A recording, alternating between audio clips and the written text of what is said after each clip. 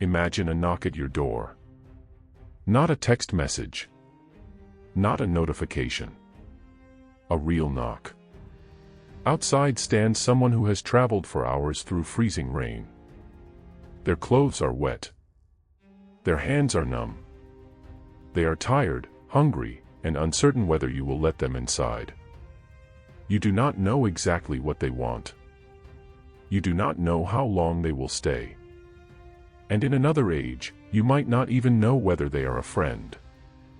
So, what do you do? For the people of the Old Norse world, this was not an abstract moral question. It could be a question of survival. And strangely enough, some of the earliest wisdom in the Havamal does not begin with battle, revenge, wealth, or conquest. It begins with a doorway, a traveler, a fire, and the ancient responsibility of receiving another human being. The Havamal can be translated as the sayings of the High One. It is one of the great wisdom poems preserved in the Poetic Edda. The surviving manuscript was written down centuries after the Viking Age. But much of its wisdom reflects older traditions passed from one generation to another. And the Havamal is not only about warriors. It speaks about travel, friendship, speech, reputation, drinking, love, mortality, and perhaps most importantly, how human beings should behave around one another. Its opening section pays special attention to guests and travelers. Before speaking about glory, it speaks about entering a house. Before speaking about power, it speaks about knowing how to behave at another person's fire. The opening stanza warns a traveler to look carefully before entering a doorway, to observe, to remain alert, to understand that the world can be dangerous. So hospitality does not begin with blindness. Wisdom still matters. But immediately after this warning, the poem turns toward responsibility. A guest has arrived. Where will he sit? What does he need? In stanza 3, the Havamal says, "Fire he needs who with frozen knees has come from the cold without." Think about that image. A traveler has been walking through the cold. His body is exhausted. His clothing may be wet. His hands may barely move. And the first question is not, "Who are you? What can you give me? Why should I trust you?" The first concern is simple. He is cold. Give him fire. He is hungry. Feed him. He is exhausted. Give him somewhere to sit.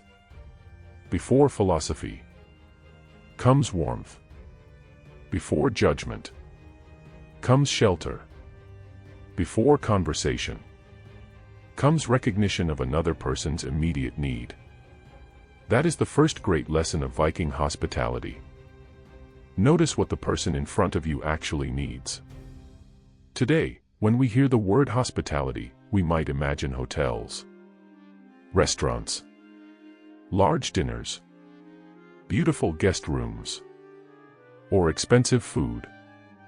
But that is not what the Havamal asks for. It does not tell the host to impress the traveler.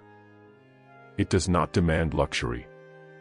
It asks for basic human dignity, warmth, food, water, dry clothing, a place to sit, and respectful words. That difference matters, because hospitality can easily become performance. Sometimes we become so concerned with looking generous that we forget to actually be generous. A beautiful table means very little if the person sitting at it feels unwelcome. A large house can still feel cold. A simple room can feel like refuge. The Havamal points our attention away from appearance and toward usefulness. What does this person need from me? right now. Perhaps that is where true hospitality begins. But there is another side to the lesson. The Havamal does not place every responsibility on the host. The guest has duties too.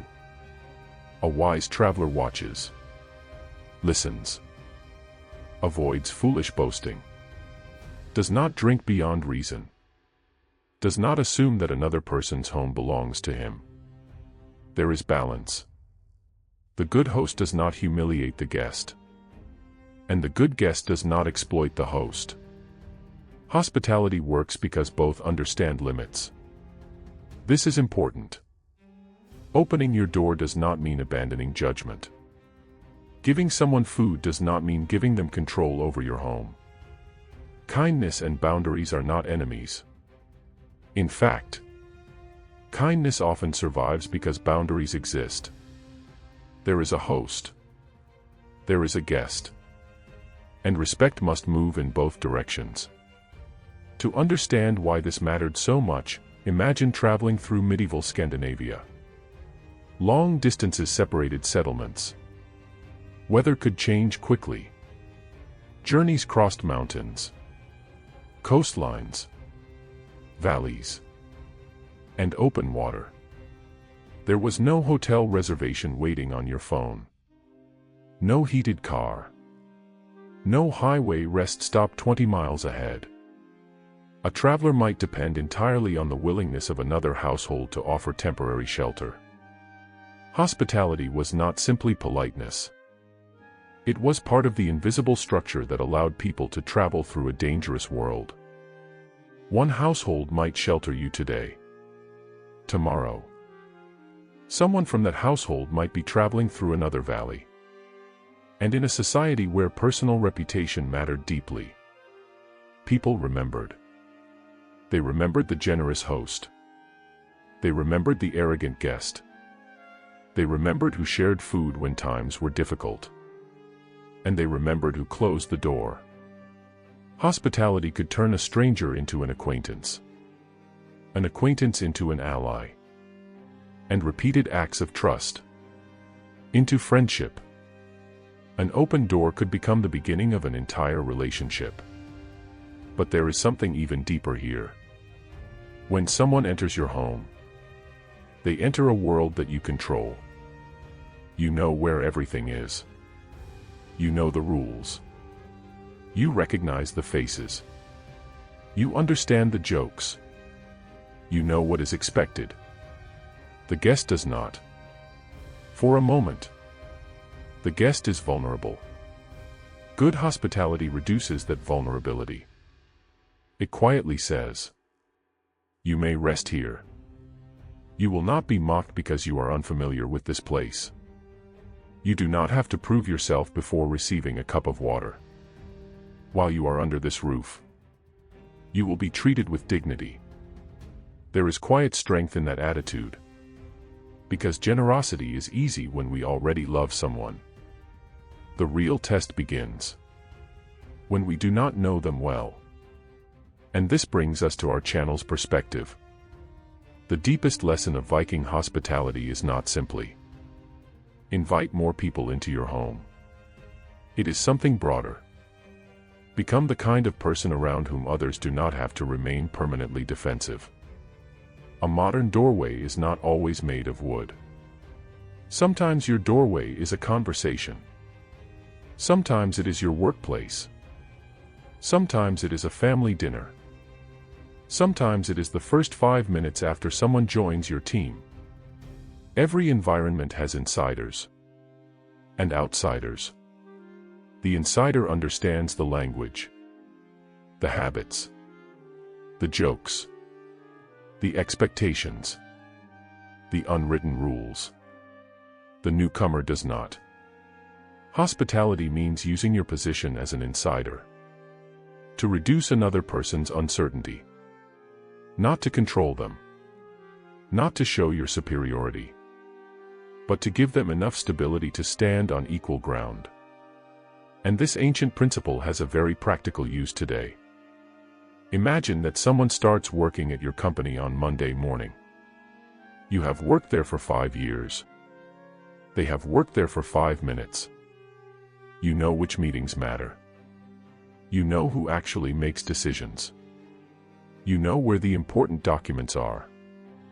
You know which deadlines are flexible, and which ones absolutely are not.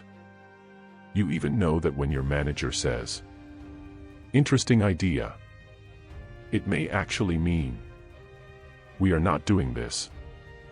The newcomer knows none of that. Now imagine the first possibility. Nobody explains anything. Everyone is busy.